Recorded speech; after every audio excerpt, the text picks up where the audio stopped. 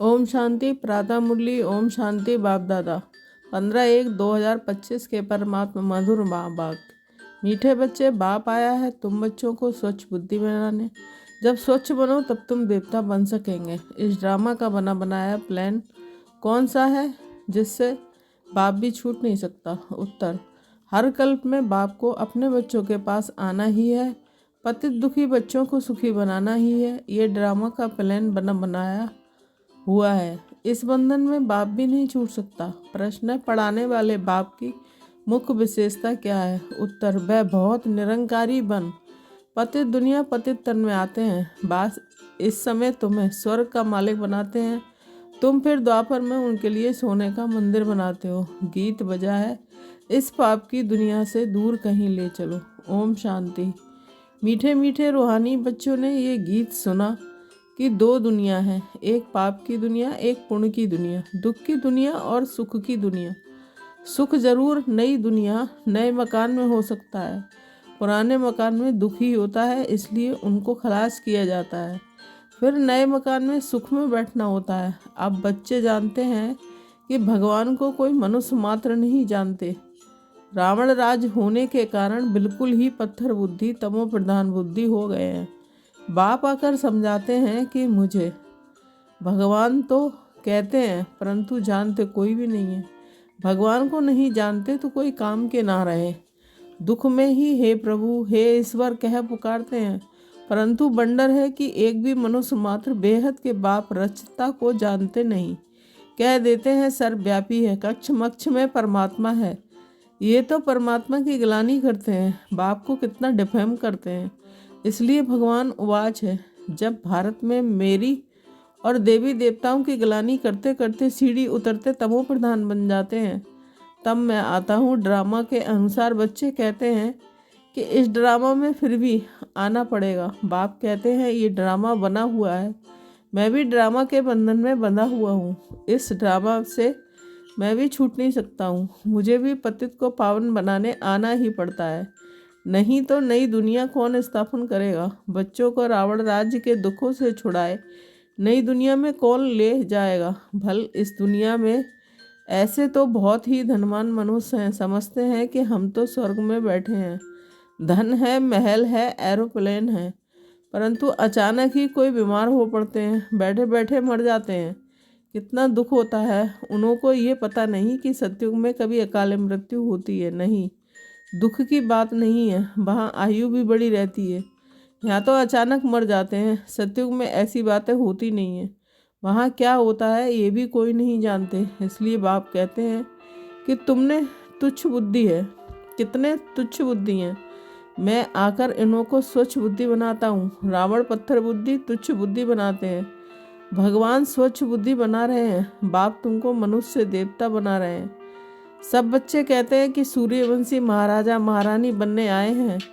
M object सामने है, नर से नारायण बनना है। यह है सत्यनारायण की कथा। फिर भक्ति में ब्राह्मण कथा सुनाते रहते हैं। सचमुच कोई नर से नारायण बनता थोड़ा ही है। तुम तो सचमुच नर से नारायण बनने आए हो। कोई कोई पूछते हैं कि आपकी संस्था का उद्देश्य क्या है? बोलो नर से नारायण बनना, ये है हमारा उद्देश्य। परंतु ये कोई संस्था नहीं है, ये तो परिवार है। माँ बाप और बच्चे बैठे हैं। भक्ति मार्ग में तो गाते हैं तुम माता पिता, हे माता पिता, जब आप आते हैं तो हम आपसे सुख गुनहरे लेते हैं। हम विश्व के मालिक बनते हैं। अभी तुम विश्व के मालिक बनते हो ना, सो भी स्वर्ग के। अब ऐसे बाप को देखते कितना खुशी का पारा चढ़ना चाहिए। जिसको आधा कल्प याद किया है, हे भगवान आओ, आप आएंगे तो हम आपसे बहुत सुख पाएंगे। ये बेहद का बाप तो बेहद का वर्षा देते हैं, सो भी 21 जन्म के लिए। बाप कहते हैं मैं तुमको दैवी संप्रदाय बनाता हूँ, रावण आसुरी संप्रदाय बनाते हैं। मैं आदि सनातन देवी देवता धर्म की स्थापना करता हूँ। वहाँ पवित्रता के कारण आयु भी बड़ी रहती है। यहाँ है भोगी, अचानक मरते रहते हैं। वहाँ योग से वर्षा मिला हुआ रहता है। आयु भी 150 वर्ष रहती है। अपने समय पर एक शरीर छोड़ दूसरा लेते हैं। तो ये नॉलेज बाप ही बैठकर देते हैं। भक्त भगवान को ढूंढते हैं, समझते हैं। शास्त्र पढ़ना, तीर्थ आदि करना, ये सब भगवान से मिलने के रास्ते हैं। बाप कहते हैं ये रास्ते हैं ही नहीं, रास्ता तो मैं ही बताऊंगा। तुम तो कहते थे कि हे अंधों की लाठी, प्रभु आओ हमको शांतिधाम सुखधाम ले चलो। तो बाप ही सुखधाम का रास्ता बताते हैं। बाप कभी दुख नहीं देते हैं। ये तो बाप पर झूठे इल्ज़ाम लगा देते हैं। कोई मरता है तो भगवान को गाली देने लग पड़ते हैं। बाप कहते हैं मैं थोड़े ही किसी को मारता हूँ या दुख देता हूँ, ये तो हर एक का अपना पार्ट है। मैं जो राज्य स्थापन करता हूँ वहाँ अकाले मृत्यु दुख आदि कभी होता ही नहीं है। मैं तुमको सुखधाम ले चलता हूँ। बच्चों के रोमांच खड़े हो जाने चाहिए। ओहो बाबा हमको पुरुषोत्तम बना रहे हैं। मनुष्यों को यह पता नहीं है कि संगम युग को पुरुषोत्तम कहा जाता है। भक्ति मार्ग में भक्तों ने फिर पुरुषोत्तम मास आदि बेड बनाए। वास्तव में है पुरुषोत्तम युग, जबकि बाप आकर ऊंच से ऊंच बनाते हैं। अभी तुम पुरुषोत्तम बन रहे हो। सबसे ऊंच से ऊंच पुरुषोत्तम लक्ष्मी नारायण ही है। मनुष्य तो कुछ भी समझते नहीं है। चढ़ती कला में ले जाने वाला एक ही बाप है। सीढ़ी पर किसको भी समझाना बहुत सहज है। बाप कहते हैं अब खेल पूरा हुआ, अब घर चलो। अभी ये पुराना छींची चोला छोड़ना है। तुम पहले नई दुनिया में सतो प्रधान थे, फिर 84 जन्म भोग तमो प्रधान बने, शूद्र बने हो। अब फिर शूद्र से ब्राह्मण बने हो। अब बाप आए हैं भक्ति का फल देने। बाप ने सतयुग में फल दिया था। बाप है ही सुखदाता। बाप पतित पावन आते हैं तो सारी दुनिया के मनुष्य मात्र तो क्या प्रकृति को भी सतो प्रधान बनाते हैं। अभी तो प्रकृति भी तमो प्रधान है, अनाज आदि मिलता ही नहीं है।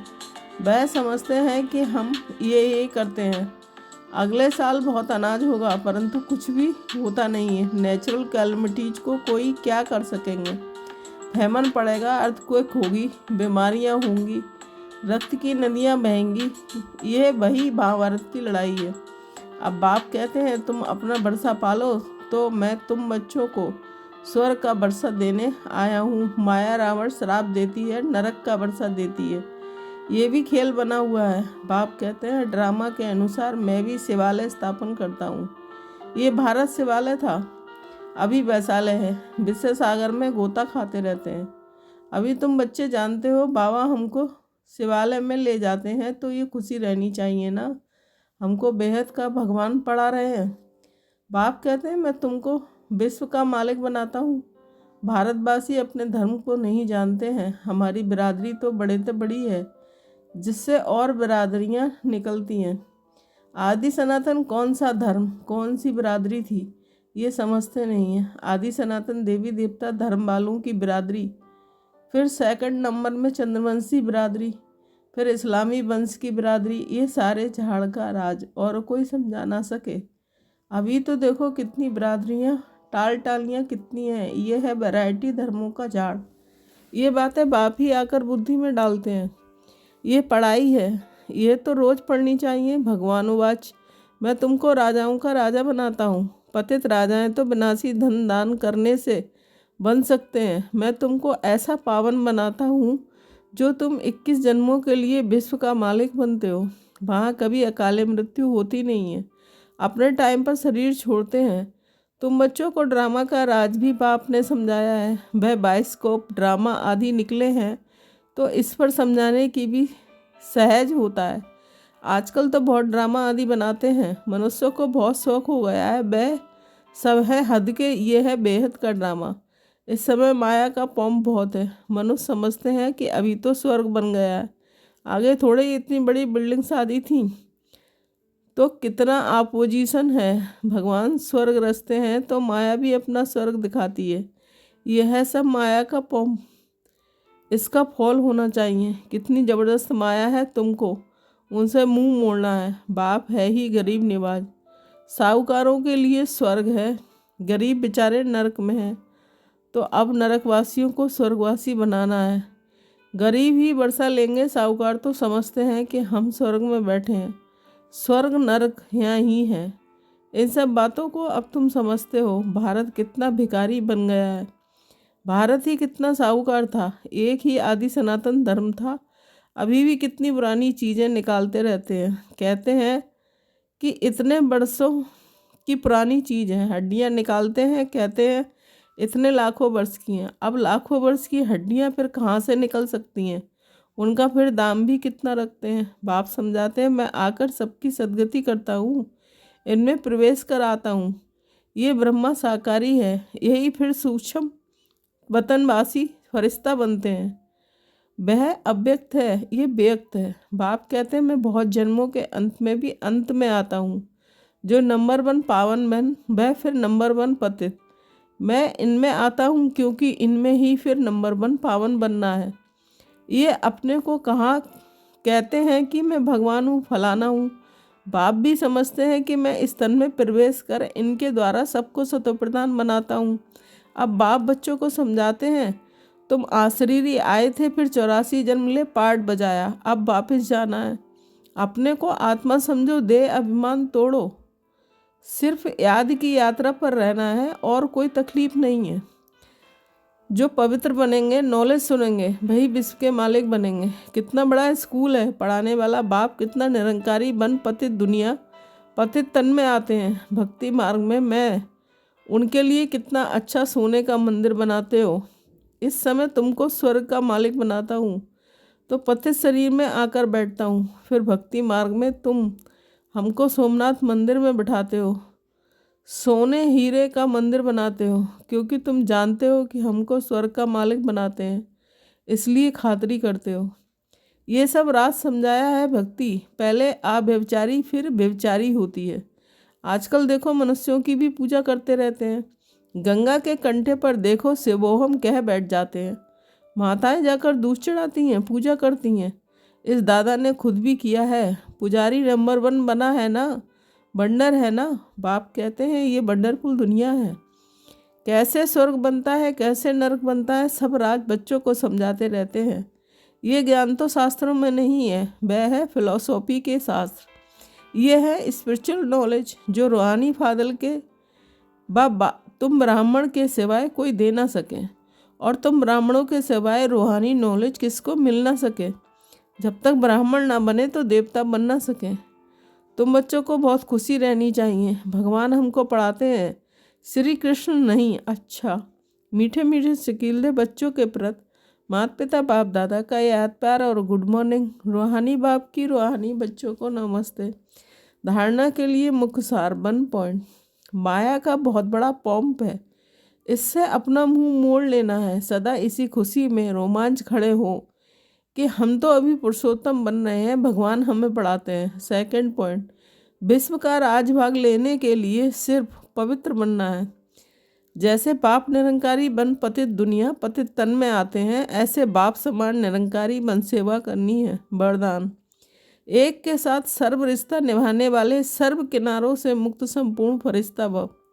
जैसे कोई चीज़ बनाते हैं, जब वह बनकर तैयार हो जाती है तो किनारा छोड़ देती है, ऐसे जितना संपन्न स्टेज के समीप आते जाएंगे उतना सर्व से किनारा होता जाएगा। जब सब बंधनों से व्यक्ति द्वारा किनारा हो जाए, अर्थात किसी में भी लगाम ना हो, तब संपूर्ण फरिश्ता बनेंगे। एक के साथ सर्व रिश्ते निभाना यही ठिकाना है। इससे ही अंतिम फरिश्ते जीवन की मंजिल समीप अनुभव होगी। बुद्धि का भटकना बंद हो जाएगा। स्लोगन, इसने ऐसा चुंबक है जो गिलानी करने वाले को भी समीप ले आता है। अपनी शक्तिशाली मनसा के द्वारा सकाश देने की सेवा करो। मनसा सेवा के लिए मन बुद्धि व्यर्थ सोचने से मुक्त होना चाहिए। मन मनाभव के मंत्र का सहज स्वरूप होना चाहिए। जिन श्रेष्ठ आत्माओं की श्रेष्ठ मनसा अर्थात संकल्प शक्तिशाली हैं, शुभ भावना शुभ कामना वाले हैं, वे मनसा द्वारा शक्तियों का दान दे सकते हैं। ओम शांति। Thank you Baba.